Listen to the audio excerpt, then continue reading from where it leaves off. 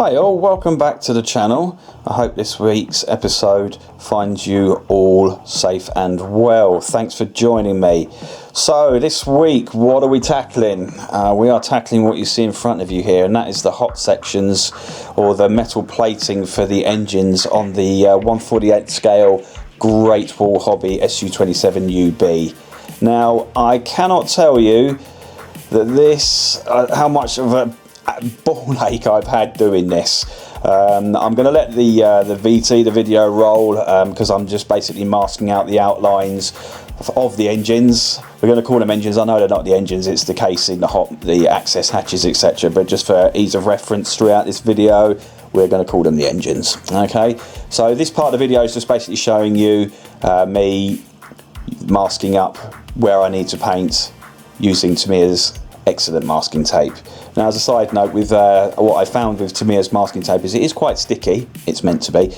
I find just rubbing it with my fingers or laying it out on my hand or the desk or something like that just takes a bit of the stickiness away, so that we don't have any danger of any paint being pulled up. So what a week it has been trying to get this right. Now, I've tried to make this video as chronologically accurate as possible.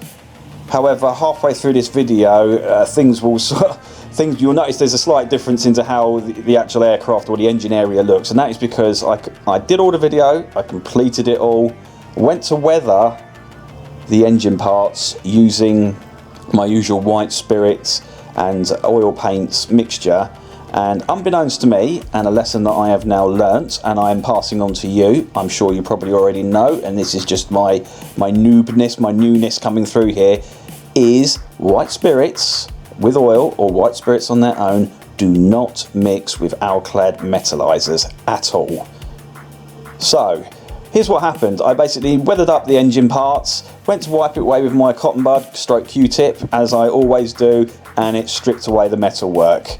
Now, all I can say is I'm glad that I could edit the video and delete it, because the 4 and 7 letter words that were coming out of my mouth as that happens, let's just say the air was slightly blue. Fortunately, I've got a long-suffering wife, and my son also came and sort of had a quick chat with me to stop me making the aircraft a paper plane and heading it down the garden. I was very cross, let's just put it like that. But of course, knowing the fact that you guys have been following and watching this spurred me on to start again and to keep going. So thanks to you very much for your support with this. Whether you know it or not, it has kept me going. So to the video, as you can see there, I've masked up to all the areas that needed to be masked. As the video progresses, I think I put a bit more masking on further down the airframe just to keep the paintwork protected. So this is Mr. Hobby's black. I forget the number now. It's just the standard black paints.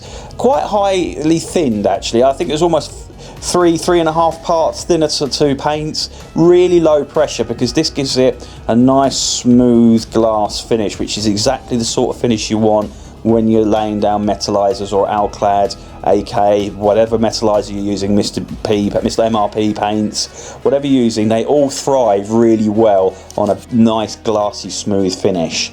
So here I am just laying down the black, taking my time, again as always, building up the layers, making sure everything is covered evenly as best as possible. Whilst on the subject of even, though, it doesn't need to be perfectly even. Well, I made it not quite perfectly even, just to give the metallizer a little bit of variation, not to make it a flat silver or a flat chrome or whatever colour it was that I was laying down, just to give it a little bit of variation. So talking of Alclads, this is what I laid down first, the polished aluminium.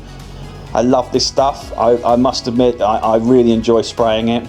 The only slight thing I have with it is you can't sort of lower the PSI too low with it and get up too close, because it kind of becomes an all or nothing spray then. It sort of either doesn't come out and then blasts out all at once. So it's not great for sort of fine details, I find personally. This is about as fine as I could get it. You may be better than me, I'm sure you are, and be able to achieve it. If you do, let me know in the comments and let me know how you achieve that, because I'm still learning as well, as this lesson with the engines gave me a short, sharp kick up the backside, trust me.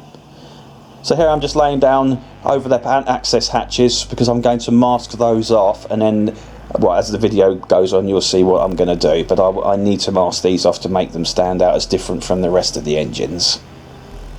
So just fast forwarding through the motions of doing this, I sprayed this at about 15-17 psi, which is what's recommended on the bottle. As I say, I really like Alclad's aluminium stuff and metallizers. I think it really comes out very well. And it doesn't have much of a kind of pigment either. There's no sort of metal flakes. It actually looks really quite nice and realistic.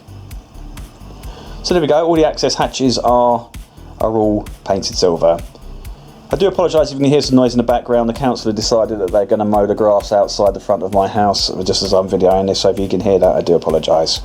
So for masking, I tried masking it with the Tamiya masking tape, and I just couldn't get it accurate enough. So I tried this stuff out. It's Humbrol Maskol, and I'm quite waxing lyrical about it. It's the first time I've used it, and you can get really nice and accurate, almost sort of painting the mask into situ, and it dries really quite quickly as well. It's like a latexy rubbery smell to it, which is a bit grim, I'm not going to lie, but it really does the job superbly well. So if you haven't got this in your arsenal yet, I can highly recommend it for close-up or intricate masking. And also you can use it on your canopies as well, which I did know it. Had I bought it beforehand, I would have actually done my canopy with it, just for that little bit of extra accuracy. So here we go, using a toothpick, and just carefully as I can, as my eyes will allow, I know it's not perfect, as my eyes will allow, just laying down the Maskol to try and get as accurate as possible. Easily wipes off, as you can see there, and then you can fine adjust. It doesn't have a huge amount of play time though, it does go off quite quickly, just a word of warning on that one.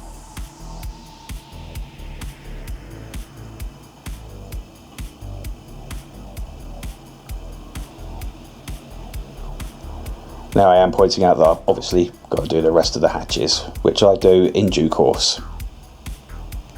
So we are all masked up. A little bit of a close-up view just to show that sometimes it actually dries quite clear and see-through. And it's a bit unnerving because you think, now has that actually masked off that hatch or that area or not? It has, trust me, and it is great stuff. Very pleased with it.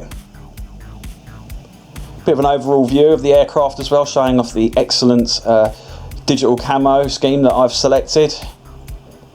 So next up now is the polished aluminium, again by Alclad, and this is as a dust over for the whole engine area, as you will see, and it sprays on really rather nicely, as you can see as well.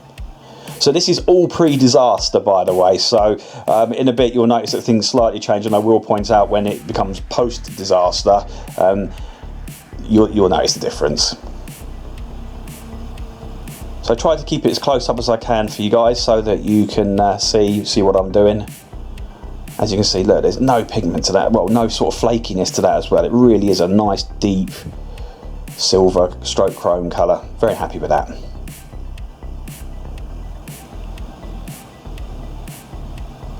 Next up, airframe aluminium, again by Alclad lacquers. So we'll give it a general rough spray over, like so.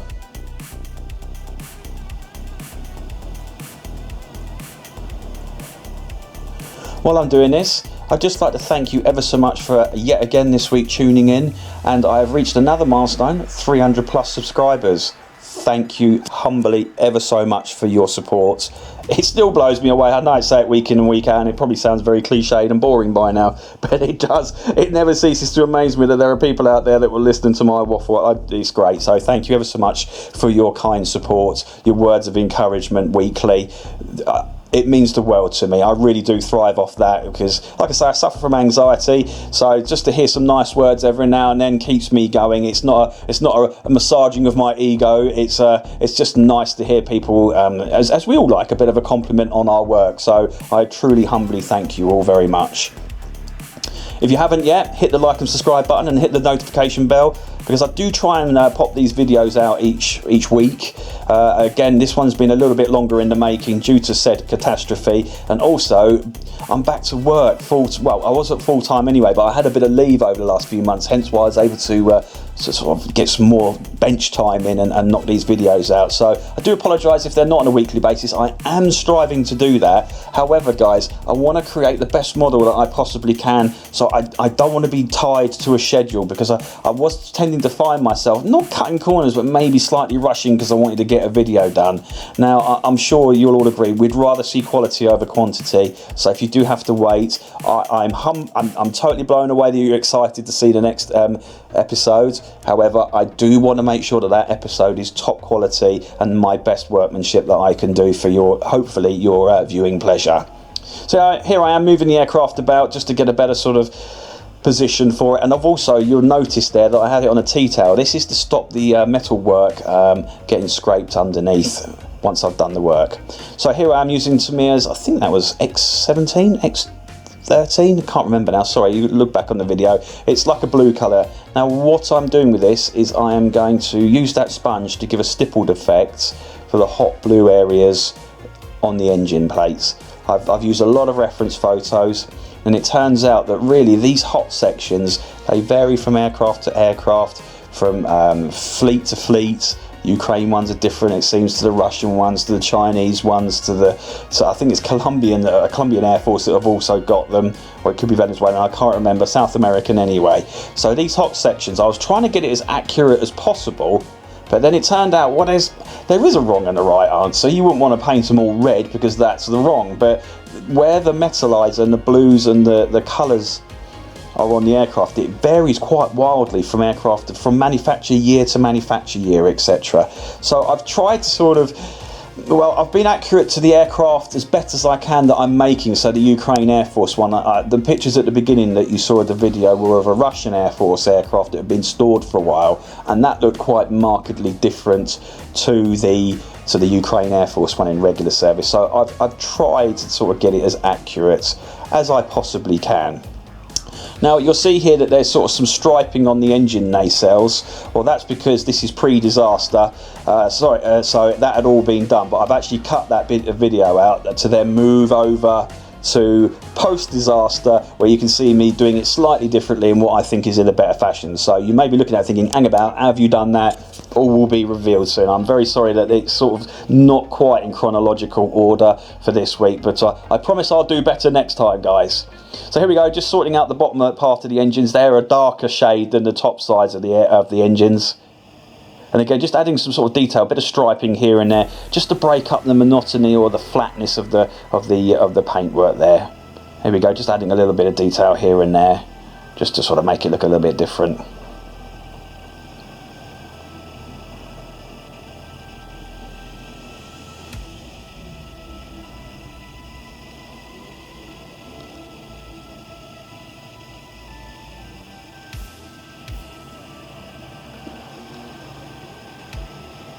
Right, now guys, this is post-disaster, so I am using AK's Extreme Metal. Now the reason why this is all striped out, and now I know that doesn't look like it's even, but trust me, it plays on the eye. It's not perfect, but this will get dulled down so much that it's almost going to be a background detail, so you won't be able to see it sort of as perfectly. It won't be too stark, if that makes sense. So what I've done is I've blued up the areas with the hot metal sections. I've striped away. Now this is where there's rivet and panel lines, and they seem to be on the real aircraft sort of a lighter area. I don't know why that is, but it is what it is. So here I am just laying down that AK Extreme Metal over the top, just to give that variation where the rivet lines are.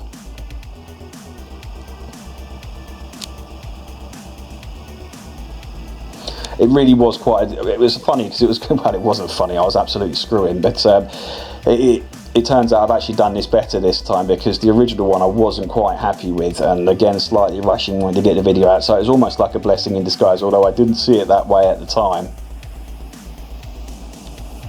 But here we are, just spraying over the top and making the lines more visible, and also dulling down that hot metal blue area, because it's not quite as evident as that on this aircraft, whereas other aircraft it is. Excuse my slightly shoddy video workmanship, there we go, that's better. And then just sort of adding a slight variation to this side as well. And you'll see some slight purple in there, that's also using Alclad's Ultra, I think it's hot violet colour, just added a little bit of detail, a bit of interest to the engine exhausts. So we go, just going over just to dull down the blue, to make it look a bit more realistic, which I'm pleased with how this has turned out.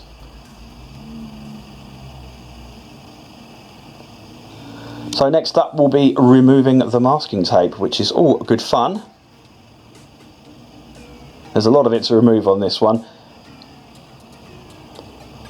And whilst I faff around doing that, I'd just like to let you know that next week's video, or this week's, depending how quick I can turn it out, it probably will end up being next week at this rate because of work commitments, etc. I'm going to try, hopefully we'll be tackling the undercarriage and the wheels, and then maybe be doing the actual engine exhausts where the reheat comes out with the actual exits of the engines. I'm maybe trying to tackle that. I've got some Alclad hot blue for those. That should be good fun to do. Learned a lot of lessons from this, so hopefully I can take that across into doing those sections as well. So there we go. Looks a bit stark now, which is going to. But as the video, well, the episode goes on, you'll see that I will use some various techniques to sort of dull that down, blend it in, and just make it look less stark.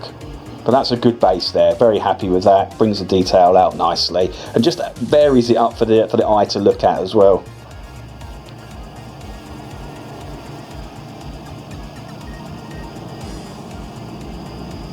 And as you can see, it doesn't look out of place, not nearly as wonky, so to speak, as when the tape was on there. So Mr. Hobby colour number 61, which is burnt iron, and this is for the less, well, I guess not quite so hot sections or reinforced sections of the engines. And again, with the masking tape, it was just a case of burnishing the masking tape off as much as possible, or using it over my hand just to really take the edge off. Also recycling that masking tape from other areas. It still keeps a straight edge, but it doesn't have the stick, so it doesn't damage the paint underneath. And I didn't have any paint peel throughout this whole process, which I was really dreading, but it's actually come good really well. I really wouldn't recommend putting the Tamiya masking tape on straight from the reel, because I think you really would get some paint lift with that, because that stuff is sticky enough to do it.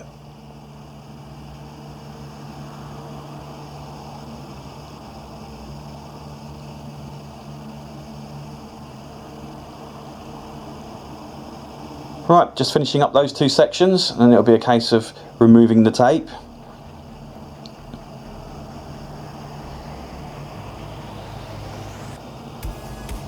Like so, gently, no rush, just lifting up the parts there, and as you can see, gives another nice contrast, different panel, looking good. So I have pretty much decided what my next build is going to be, with the help of your kind comments. I've managed to locate this aircraft. Now the person that suggested this will know what I'm on about. It's no huge secret, but I'm not going to reveal it just yet. But I may, if I don't get an episode out with doing the wheels on this, I may do a bit of a box reveal for that later on in the week. I hope let me know what you think. I hope it's not going to be sort of too jerky from one kit to another. I could build them at the same time and have two separate kind of channels going for it. I'm not sure how I'm going to go yet. I really would almost like to concentrate on just getting this done and then moving on to the next kit, but I'm super excited to reveal that to you guys, and I hope you enjoy the next build. It's very topical, so yeah, stay tuned for that. So here I am, just basically dulling off the contrast of the stripes and the lines, because they are very visible on the aircraft, but not to the extent that it's sort of shown in model kit form, the sort of 2-foot rule kind of thing. I just wanted to dull that down a bit, still have it visible, but not too in your face kind of thing, which I'm 3/4 of the way there with this. It takes a little bit more tweaking, which we'll see as we go on. Okay, as you can see, I blued up the hot sections again, and now I'm using the AK Extreme to just again dull it down again. Now I wanted that as a base because it does need to be there. There is a lot of hot blue sections, but I didn't want it to seem too uniform, so this actually really lays down well. I'm still undecided on the AK Extreme Metallizer. I don't know if it works for me or not. I mean, it's done very well on here, but I don't know if I've just stuck in my way with Alclad. I do seem to get that. I get hold of sort of new paints, such as my latest ones are Mr. Hobby paints, and I kind of get stuck with those. I find it difficult to reach out because I really want to go into MRP paints, but it's almost like trying a new car almost. You don't, ooh, I'm not sure if I'm going to settle for that or not. So, yeah, forgive me if I'm sort of only use select brands. It's something I am working on, almost extending my palette, for want of a better phrase, just to sort of broaden my horizons with what paints I use. So if you've got any suggestions, fire away. Hit me up in the comments section, because I don't actually know where I can get MRP paints from in this country, in the UK. We do seem to sort of struggle with that. There's a couple of places that got them in small amounts, but no one seems to really stock them in large amounts. So if you know of somewhere, please let me know, because that would really help, because you guys have really kindly reached out to me for locating my next build. I wouldn't have known about that if it wasn't for your knowledge. So if you know where I can get MRP paints from, hit me up please guys, because I really would like to know. So we go, removing the masking there, and as you can see, it's dulled things down pretty well. I'm pretty happy with that. And now it's a case of removing the mask hole. So that's just simply, again, using the toothpick so gently as you can, because obviously the metal work underneath is really quite fragile. Just using the tweezers when absolutely necessary to lift that away. It is a delicate process, and I will hold my hands up. I think there's one panel I do here that does get a little bit scratched, but they're not perfect on the actual aircraft, so I wasn't going to lose any sleep over it. But it is something just to bear in mind that you've got to be careful with it. So I thought I'd just fast forward this section, just get through it.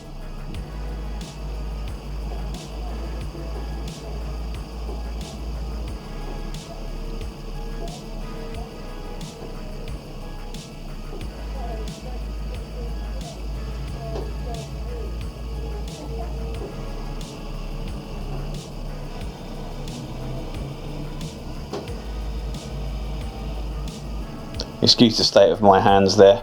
It wasn't a rush, but yeah, I had to basically get all what I destroyed in one fell swoop, get it sorted and recovered again. So one wasn't cleaning one's hands regularly, getting all the paint off. So next up is the fun bit of clearing all this masking tape away and seeing what we're left with. So whilst I'm doing that, and you're hopefully enjoying the reveal here, I'd like to say thanks ever so much again for tuning in. If you've got all the way through what now is 23 minutes of this video, man, you're hardcore. Thank you ever so much. Appreciate it. I hope you've enjoyed what you've seen. Leave me some likes, leave me some comments. Let me know your thoughts and opinions, good or bad. This is the world we live in now. We've got to be man enough to take the bad with the good. So if you've got some suggestions where I could improve, hit me up. It's all cool. That's what we're here for. So as you can see there are some slight, what's the word I'm looking for? Not spills, but leaks where the masking tape hadn't quite done its job, which is okay, because I ended up off camera using a really smooth sanding sponge, removing those. They pretty much sanded off the top of the paint, which was a right touch, because yeah, otherwise it would have been a bit of a nightmare. There are a couple of touch-ups needed, but I'll do that when I paint the tail planes on this, because I'll use the same paint colours again. But yeah, I'm very happy with that. So I'm going to say goodbye for this week, and thank you yet again for staying with me. Really appreciate your support. I hope you're enjoying what you're seeing. As I say, I'll try and get a video out again this week. It may be a reveal for the next build. It may be further work on this aircraft. I'm not sure. It may go into next week. I don't know. There's a bit of manual cameraman work coming up here, just so you can see the whole aircraft and see where we're at. Thanks again. I hope you like what you see. Hit me up with some likes and comments, whether they're good or bad or whatever. But thanks ever so much for joining me. Have a great week. Happy modelling. And bye-bye. Toodaloo, people.